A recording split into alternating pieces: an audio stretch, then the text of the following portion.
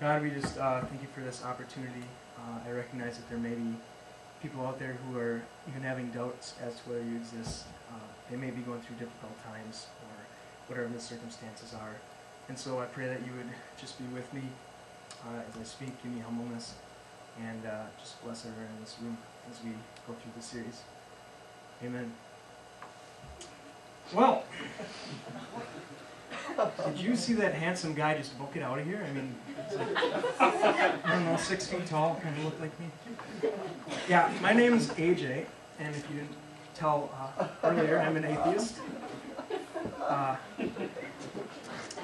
I know that might be pretty absurd for you guys. You know, there's actually people out there who don't believe in God, you know, you bumpkins. And so I figured I'd give you guys a little lesson on atheism. The word atheism comes from the Greek theos, and it means no God. It means there is no God. It's not saying that I don't believe there's a God. It's not saying that God probably doesn't exist. It's saying that God does not exist, and I know that 100% certainly.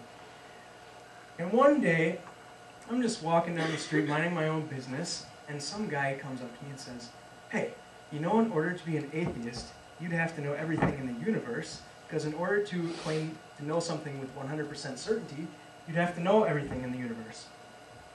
So I made 2 realizations when the guy said that to me. First of all, there's actually a Christian out there with intelligence, and that shocked me. And number 2 was that he made a good point. So if atheism is true and God doesn't exist, I guess I know everything. So I figured I'd come in here tonight and test my hypothesis, because I believe in science and everything is cause and effect. And so how this is going to work is I'm going to have you guys ask me a question. It has to begin with why, and I will proceed to explain all the facts in the entire universe off the top of my head. And so, someone would like to ask me a question that begins with why, and heck, let's just add another parameter and say it has to be about me because I'm really cool. So, anything at all. Why are you wearing that shirt tonight? Huh. That's a good question. Well, you see, there were various chemical processes going on in my brain. And the reason that those chemical processes were there in the first place was because very simple organisms evolved into complex organisms over the course of billions of years.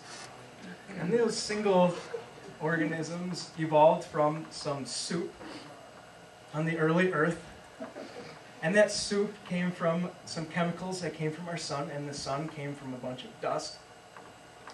And the dust came from a massive explosion, which I'd like to call the Big Bang.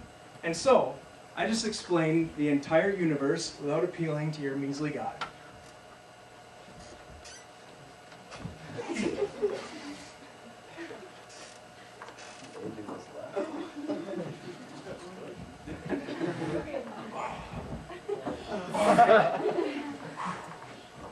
You guys just see that handsome guy run off there?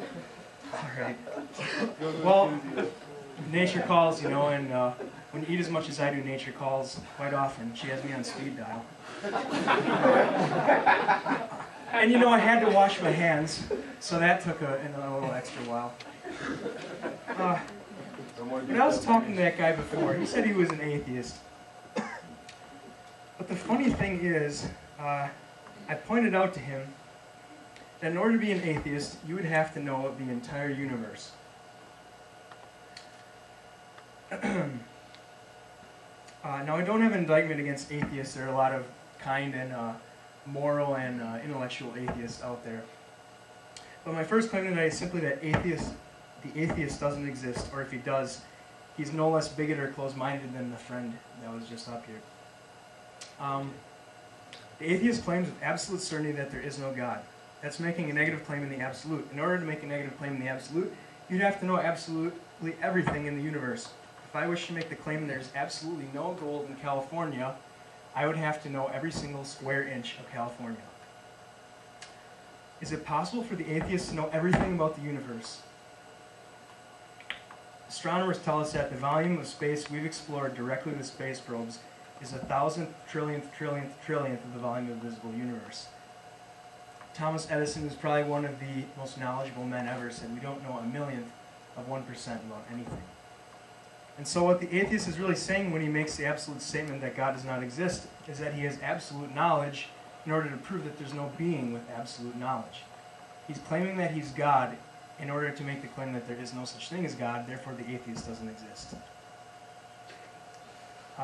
So the atheist in the strictest sense doesn't exist. No matter how certain you are that God doesn't exist, you can never be absolutely certain. But then there's a person who's called the agnostic. And it's to the agnostic that I speak tonight. So I want each of us to pretend that we're agnostics. That we're not sure whether God exists, but we're willing to listen to the evidence. Let's pretend we're like a jury in the divine courtroom, and I want you to evaluate the evidence. Which way does it point? I believe you'll find that we've caught God red-handed. His fingerprints are all over the universe.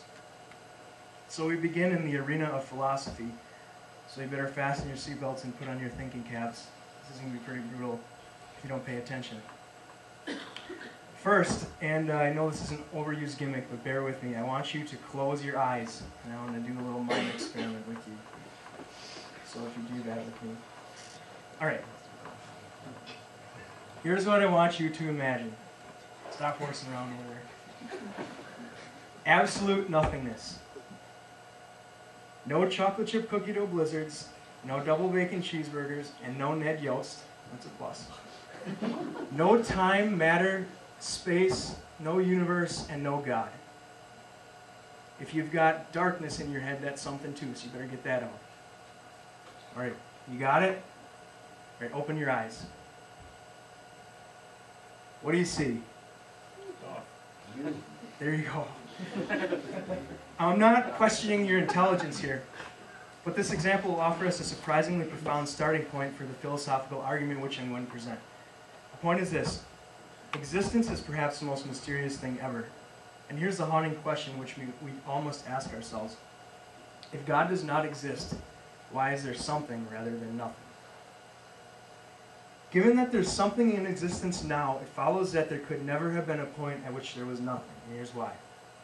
If you ever had a point where there was nothing, you could never have a point where there was something, because out of nothing, nothing comes. Nothing has no more ability to create anything than it has to skip rope or anything like that. Nothing is nothing and has the power to create nothing. So what follows is that there's always been something in existence, from all time.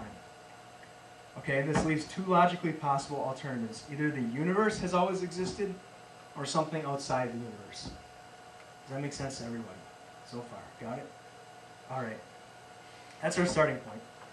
So we have to ask ourselves if the universe is a good candidate for this something that's always been around. Could the universe have always existed? First of all, the universe is bound by the dimension of time. It's a dimension to which we're all subjected. You can't go back in time. You can't go forward in time. We're just kind of stuck.